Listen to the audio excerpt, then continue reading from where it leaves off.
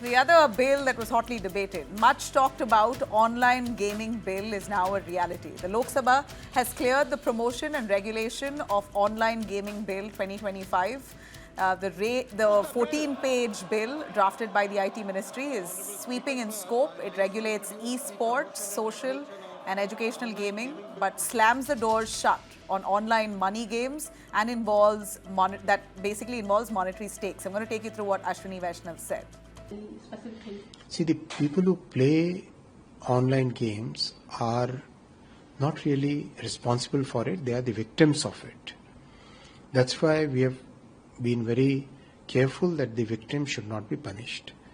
The people who are offering online money gaming services and the people who are advertising for online money gaming services and online money games and the people who are doing the financial transactions for the online money games, they are the ones who will be liable under this Act. Item number 23, Sri Ashwini Vaishnav.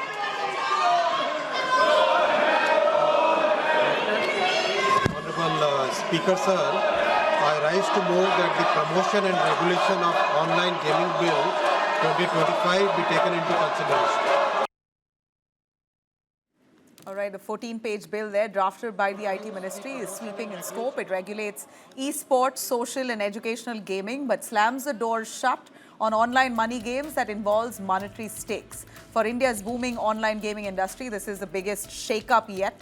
Popular apps like Dream 11, Games 24/7, WinZo, Gamescraft, 99 Games, Khelo Fantasy, My 11 Circle, all of them now face an outright ban on offering real money games. Endorsements too are under scanner. Celebrities, athletes, social media influencers promoting such platforms could land in jail for up to 2 years with fines running into crores. For operators, the punishment could stretch up to 3 years in prison and penalties of up to 1 crore. The bill also arms regulators with extraordinary powers. Warrantless search, seizure, authority to walk into offices, freeze accounts and seize servers without prior judicial clearance. So that's putting the entire industry now in absolute danger of the law.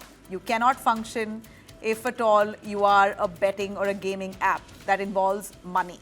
This comes just months after the centre raised GST on online gaming to 40% in a revamped tax regime. Together, these moves will jolt India's $3.7 billion industry, threatening thousands of jobs, pushing crores of users to risky offshore betting platforms now.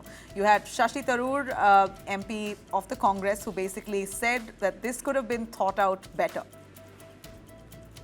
The online gaming, I am on record. I have written an article in 2019. I made the case for some time now that, to my mind, the government should be legalizing online gaming and taxing it, regulating it and taxing it, because then the benefits of the money that people are spending anyway on this process can be spent on social causes. If you simply ban it, it goes underground and the mafia makes money from it.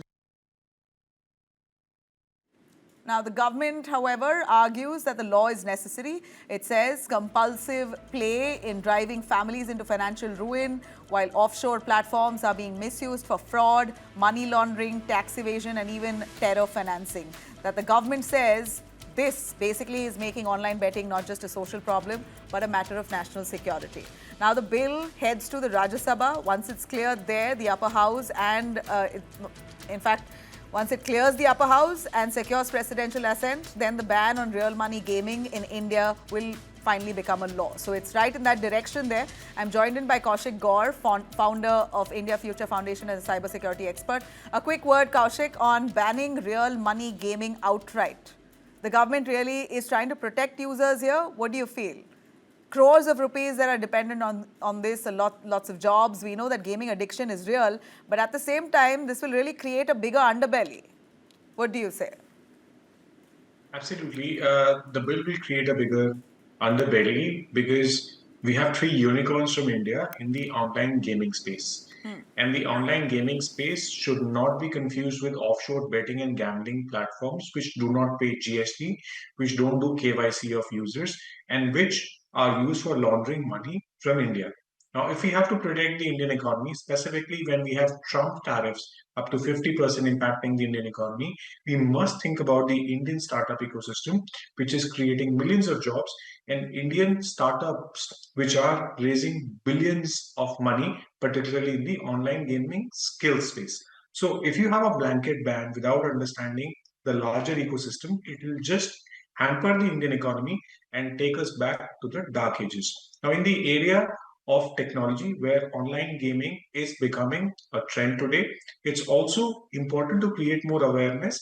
A blanket ban not only creates more fuzz in the market where everybody sees that the game of skill is confused with the game of chance, and the offshore betting and gambling apps are looked at with the same radar. Yeah. So a blanket ban would just create more chaos in the country.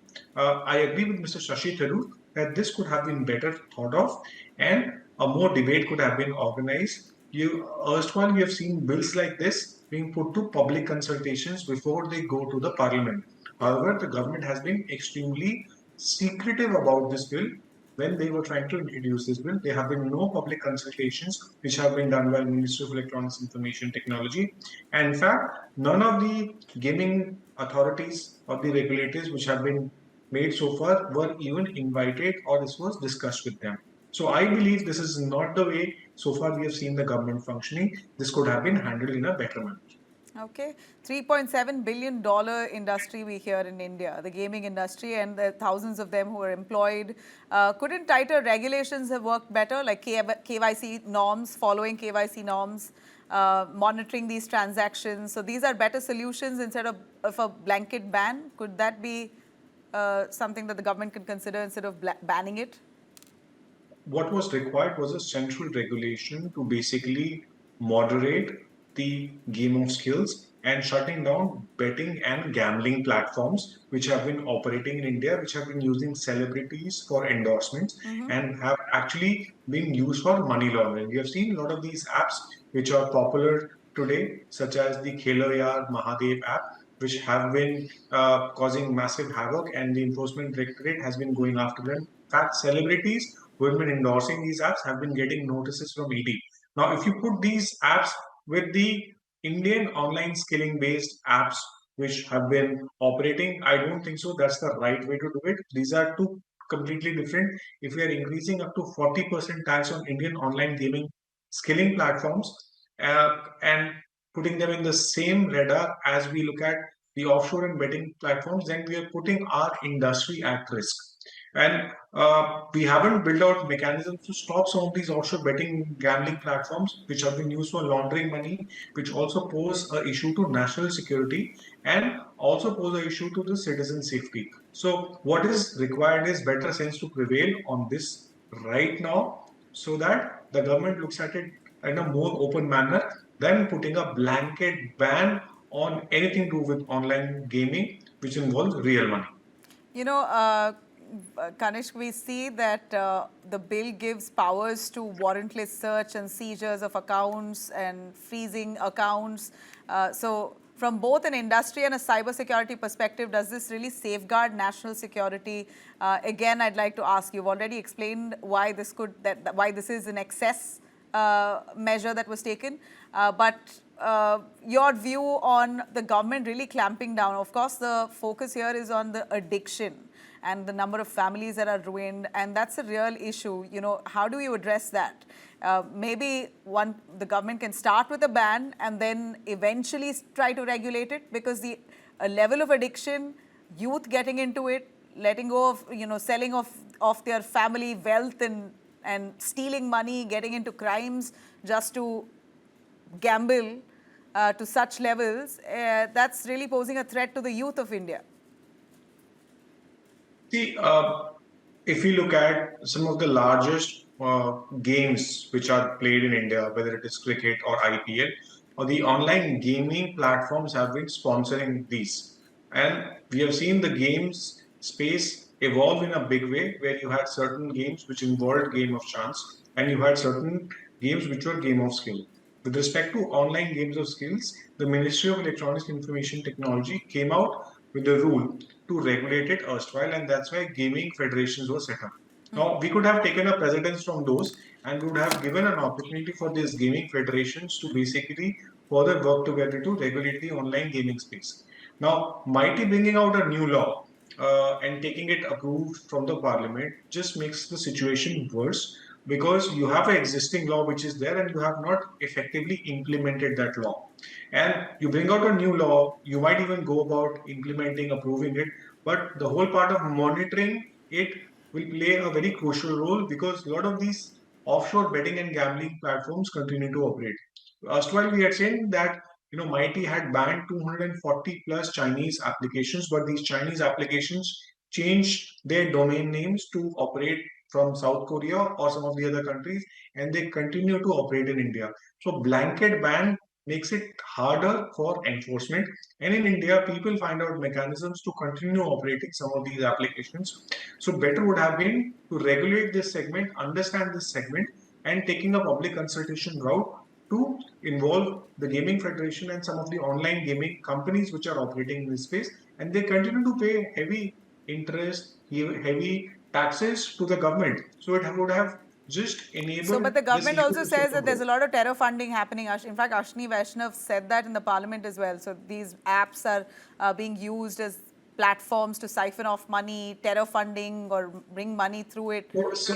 So online gaming space is not used for terror financing. It is primarily the offshore betting platforms which don't form, entities in India. They operate from Cayman Island or some of the other offshore islands, and they continue to be led by people who are not part of this country. They continue to show ads. That should not be confused, right? Okay. They don't follow the KYC norms.